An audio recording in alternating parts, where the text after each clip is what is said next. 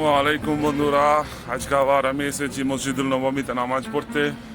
তাই আপনাদেরকে সমস্ত সব কিছু ভিডিও করে দেখানোর চেষ্টা করব। আগের ভিডিওতে কমেন্ট করেছিলেন যে সব কিছু দেখালেন কিন্তু জান্নাতুল লিয়াজ দেখালেন না। তো জান্নাতুল লিয়াজে যাওয়ার জন্য অনেক সকালে সকালে আসতে হবে।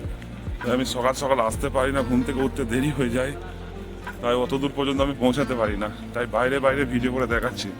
আপনারা আমার ভিডিও দেখছেন কিন্তু লাইক করছেন না, কমেন্ট করছেন না। অনেক সুন্দর সুন্দর ভিডিও আমি পোস্ট করছি কিন্তু কেন জানি না আমার ভিডিওগুলো লাইক পাচ্ছি না, ভিউ পাচ্ছি না। তো বন্ধুরা একটু হেল্প করেন যাতে আমার ভিডিওগুলো একটু ভাইরাল হয়, আমার ভিডিওতে লাইক আসে এবং আগে আমি আরও ভিডিও আপনাদেরকে বানিয়ে দেখাতে পারি।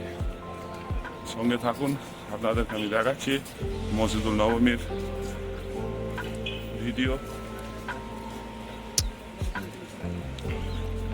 এখন 11টা বাজছে, ভিতরে জায়গা পাওয়ার কোনো সম্ভাবনা নেই, বাইরেতেই বসতে হবে।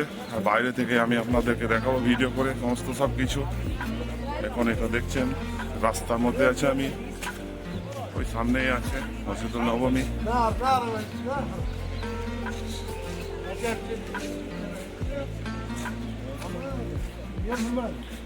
তো ভিডিও বেশি বড় করব না, আগের ভিডিওগুলো আমার 20 মিনিট 22 মিনিট করে আছে, সেগুলো দেখলে আপনারা বুঝতে পারবেন যে ভিতরে গিয়ে আমি সব কিছু দেখিয়েছি আপনাদেরকে।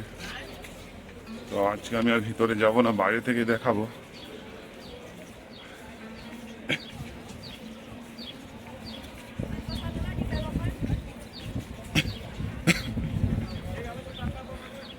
তো দেখুন বন্ধুরা, এটা হচ্ছে মসজিদুল নবমী। আমি পুরো বাইরে থেকে করছি ভিডিওটা, ভিতরে যাব না, ভিতরে জায়গা পাওয়া যাবে না। আর শীতের দিন রোদ্রে বসে এখানে নামাজটা পড়ে নেব, আর আল্লাহর কাছে দোয়া করে নেবো আপনাদের সবারই জন্যে, যে আপনারা সবাই যেন এখানে আসতে পারেন। আর এই যে সেই কবুতরখানা যেটা আমি আগের ভিডিওতে দেখিয়েছি, দেখুন।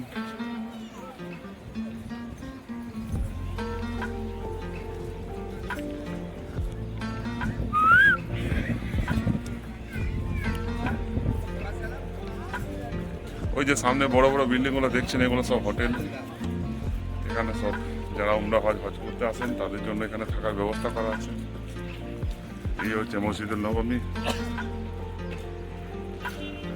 আমি বেশিরভাগই 327 নম্বর গেট দিয়ে আসি, কারণ এখান থেকে এলে আমার একটু সুবিধা হয়। আর ওই পেছন দিয়ে গেলে একটু ঘুরতে হবে।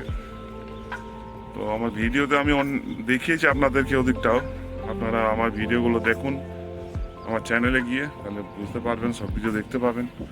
আমি আজকে বাইরে বাইরে এই ভিডিওটা করছি কারণ ভিতরে জায়গা পাওয়া যাবে না, আর ভিতরে আমি যাব না আজকে। শরীরটা একটু খারাপ, ঠান্ডা লেগেছে, চেষ্টা করবো রোদের মধ্যে বসে আজকে নামাজটা আদায় করার। এই জায়গাটা দেখছেন, এই জায়গাটা যখন আমি এসেছিলাম 2018 সালে, তখন এখানে একটা মার্কেট ছিল, ছোট মার্কেট।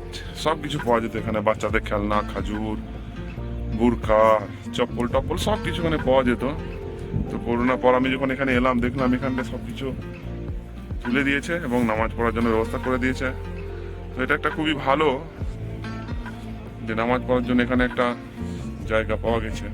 আর এই যে গাড়িগুলো দেখছেন, যারা চলাফেরা করতে পারে না ভালো করে, তাদের জন্য এই গাড়িগুলো আছে, এখান থেকে ওখানে নিয়ে যাওয়ার জন্যে।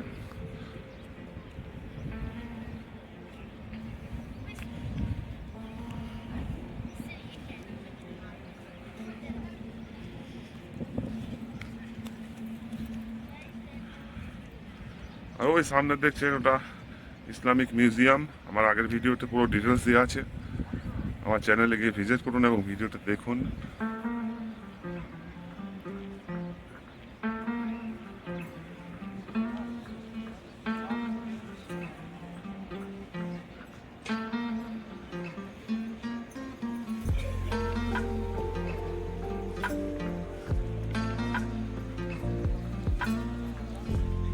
চলুন আপনাদেরকে আরো কাছ থেকে একটু দেখাই।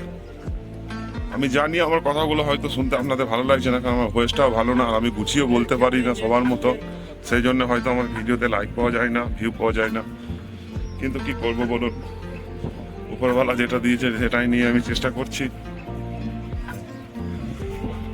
এই যে পানিগুলো দেখতে পাচ্ছেন, এগুলো কিন্তু জমজমে পানি, যেটা ডাইরেক্ট মক্কা থেকে পাইপলাইন করে এখানে মধ্যে সরবরাহ করা হয়।